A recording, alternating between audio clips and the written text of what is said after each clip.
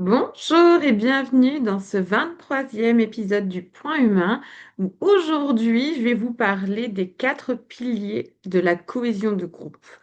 Donc pour toutes les personnes qui animent déjà des groupes ou qui souhaitent animer des groupes, beaucoup se disent voilà, de toute façon le groupe ça n'a pas besoin de travailler forcément sur la cohésion, ça vient tout seul en fait.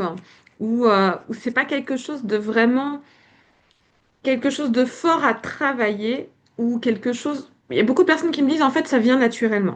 Oui, mais oui, mais ça veut dire non.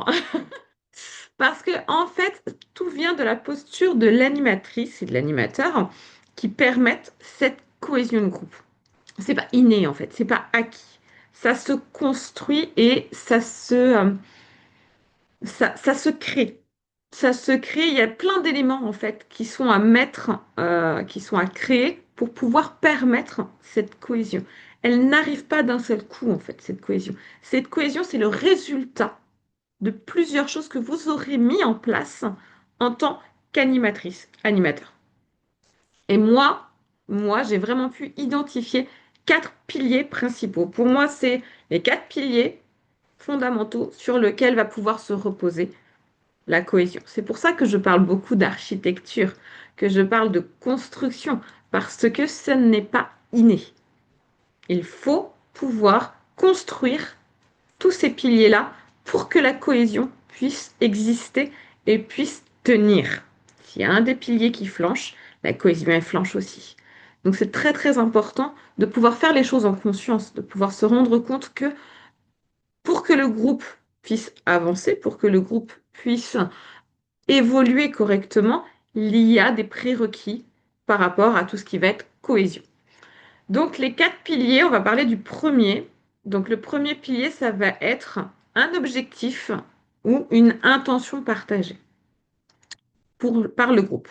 Donc c'est-à-dire que suivant le thème que vous allez avoir mis, suivant pourquoi est-ce que le groupe a été créé, il y a un objectif, il y a quelque chose en fait qui permet que toutes les personnes, même si elles sont différentes, elles se réunissent autour de quelque chose de commun.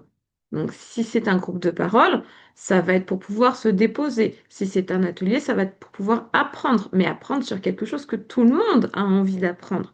C'est-à-dire que s'il y en a qui avaient envie de venir chercher quelque chose, d'autres personnes avaient envie de chercher une autre chose, que personne ne se sente lésé. Il faut quelque chose de commun.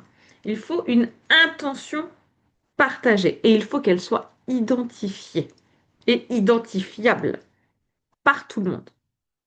Donc c'est très très très important quand vous, quand vous commencez à créer quelque chose, de pouvoir vous dire, OK, quelle est l'intention du groupe, qu'est-ce que le groupe va pouvoir y trouver, quel est l'objectif principal, le ou les objectifs, pas plus de deux, hein, parce qu'après sinon ça fait trop.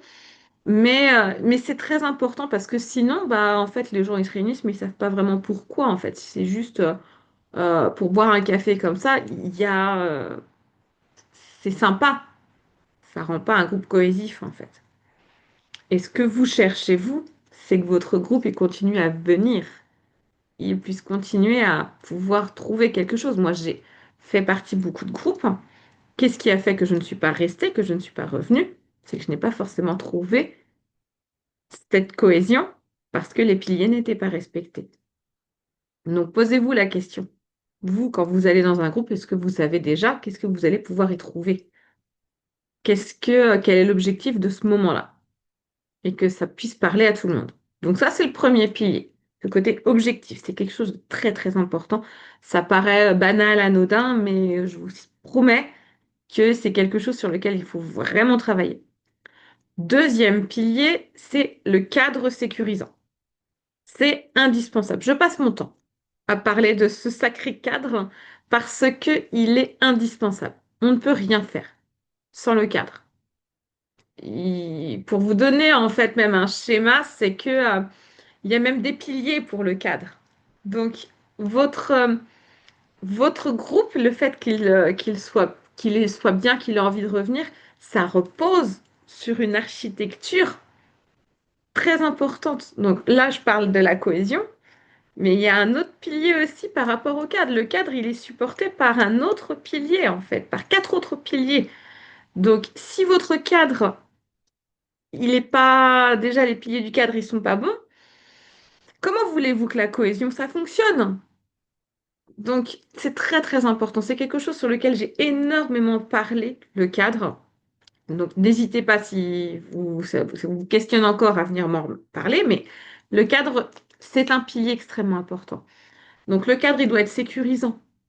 Vous devez pouvoir dire aux personnes comment prendre la parole, qu'est-ce qui va se passer, ce côté non-jugement, ce côté enregistrement, pas enregistrement. Si c'est enregistré, qu'est-ce qu'on en fait? Où est-ce que ça va?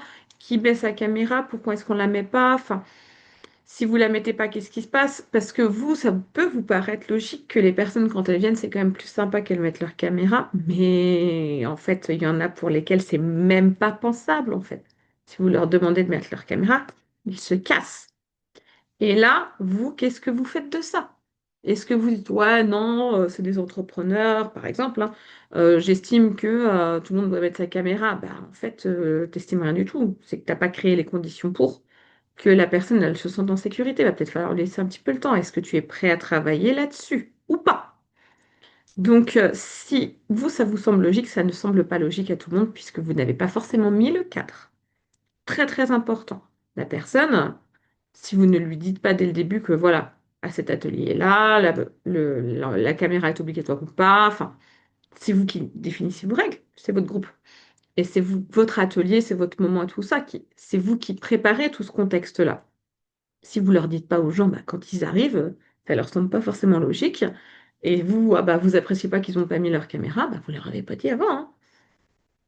C'est très important et c'est dès le début que le cadre, ça se construit. Et c'est comme ça qu'on commence déjà à créer la cohésion. Ça, c'est le deuxième pilier, le cadre, qui... On n'en parle pas assez de ce cadre, parce que, voilà, vous, ça vous paraît peut-être logique, ça ne paraît pas logique pour tout le monde. La bienveillance, ça vous paraît logique. Il y en a, bah, si vous leur dites pas, bah écoutez, au bout d'un moment, ils vont piquer. Ça arrive pas tous les jours, ça arrive quand même. Donc, pour le deuxième pilier, c'est vachement important, ce cadre sécurisant qu'il faut construire. Troisième pilier pour la cohésion de groupe, une reconnaissance des singularités. C'est-à-dire qu'il va falloir que vous acceptiez, oui, vous l'acceptez déjà que toutes les personnes dans le groupe sont différentes, mais qu'elles vont avancer à un rythme différent. Qu'il y en a qui vont avancer, qu'il y en a qui vont reculer, qu'il y en a qui ont des parcours tellement différents qu'il va leur falloir plus de temps, plus de répétitions. Vous aviez 5-6 personnes au début ensemble, bah, vous les revoyez un mois plus tard, elles n'ont pas évolué au même rythme. Comment vous permettez ce côté-là? Comment vous faites en sorte que ceux qui vont avancer plus vite vont pouvoir continuer à trouver des choses et ceux qui avancent moins vite vont pouvoir, pareil, continuer à trouver des choses alors qu'ils ont commencé en même temps, mais qu'ils n'évoluent pas du tout, du tout, du tout au même rythme. Donc le risque, c'est quoi? C'est que vous restez avec les personnes qui évoluent moins vite et que les personnes qui évoluent plus vite, elles se fassent chier. Donc elles aillent voir ailleurs. Qu'est-ce que vous faites de ce côté-là? Comment vous permettez à toutes ces personnes-là de continuer à évoluer à leur rythme, avec leur singularité, de pouvoir se rendre compte que toutes ces singularités, c'est une vraie force. Toutes ces différences sont une vraie force. Donc, c'est-à-dire que, moi, il y a beaucoup de personnes qui me disent leur cible, j'en sais rien, c'est les femmes divorcées, les salariés, les entrepreneurs, tout ça. Ça, oui, c'est ce qu'on vous a appris, mais apprenez à mettre des personnes qui sont complètement différentes, mais qui ont le même ressenti. Et là, vous allez voir, vous allez avoir, mais tellement de singularité, mais les personnes elles vont vous dire, oh, mais tu ressens la même chose que moi, tant nos contextes sont complètement différents. Comment vous réussissez à créer ces moments-là? Et là, vous êtes sur de la vraie cohésion. Parce qu'on n'est pas que sur une reconnaissance de femmes divorcées, par exemple. Oui, ça fait du bien. Oui, c'est important de pouvoir avoir ce côté, ah bah, on se comprend parce qu'on a vécu les mêmes choses. Mais c'est aussi intéressant de pouvoir se rendre compte qu'il n'y a pas que les femmes divorcées qui rencontrent ce type de problème. Donc c'est comment vous permettez tout ce côté-là tout se mélange suivant vos objectifs, suivant le cadre que vous cherchez à construire, suivant votre intention partagée. Comment vous faites en fait pour pouvoir créer toutes- tous ces moments, tous ces échanges, euh, pouvoir proposer toutes ces choses-là et faire des liens dans toutes ces situations. Et le quatrième pilier de la cohésion de groupe, ça va être un rythme respecté. Donc, oui, un rythme dans l'évolution, mais aussi un rythme dans le groupe. Donc, c'est-à-dire où il y a des gens qui, bah, j'en sais rien, moi, vous aviez prévu que tout le monde vienne une fois par semaine. Ça, c'est peut-être trop une fois par semaine. Il y en a, non, c'est pas possible, ça va être que une fois par mois. Comment vous faites? Il y a ce côté, oui, il y en a qui évoluent plus rapidement que d'autres, il y en a qui évoluent moins rapidement que d'autres. Il y en a où il faut leur répéter plusieurs fois. Il y en a, viennent de vivre quelque chose de très dur dans l'atelier, dans le groupe de parole. Euh, vous vous attendiez pas du tout à ce qu'ils vivent ce moment-là. Comment vous faites pendant votre animation? Parce que là, on n'est pas sur... Enfin voilà, je veux dire, il s'est passé quelque chose dans l'heure de l'animation, par exemple.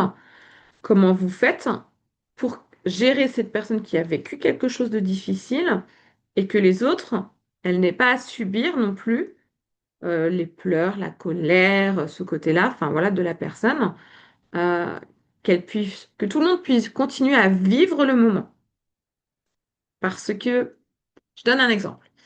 Euh, je repense à un groupe de parole où j'avais une personne qui pris beaucoup de place, a beaucoup pleuré. Et du coup, c'était un moment qui était très difficile pour cette personne-là. Sauf que les autres participants, ils venaient aussi pour trouver des choses pour eux, en fait.